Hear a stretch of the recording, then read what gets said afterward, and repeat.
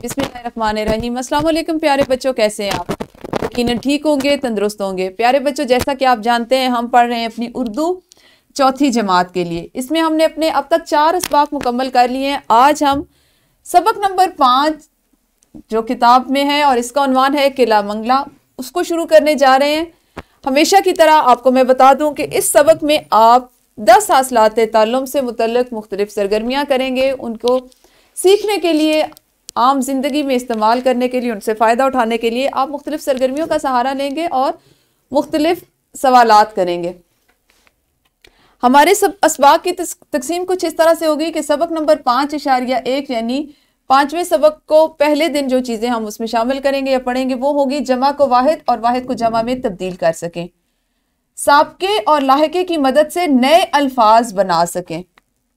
सबक नंबर 5.2 इसम ज़मीर की हालतें पहचान कर जुमलों में उनका दुरुस्त इस्तेमाल कर सकें।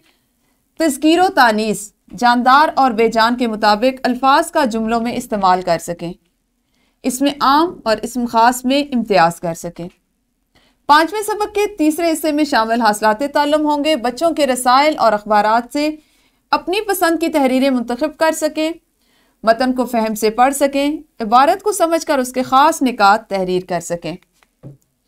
सबक नंबर 5.4 में शामिल हासिलात ताल्लुम होंगे रोजनामचा या डायरी लिख सकें, अपने इर्द गिर्द के माहौल से मुतल्लिक अहम इमारात, कुदरती मनाजिर, तफरीही मकामात वगैरह पर बात कर सकें। प्यारे बच्चों, हम अपने सबक को इसी तरह से 4 हिस्सों में तकसीम करते हुए पढ़ेंगे, मुख्तलिफ हासिलात ताल्लुम को सीखेंगे, उनकी मशक करेंगे। तो इंशाअल्लाह कल से सबक का बाकायदा आगाज़ करते हैं।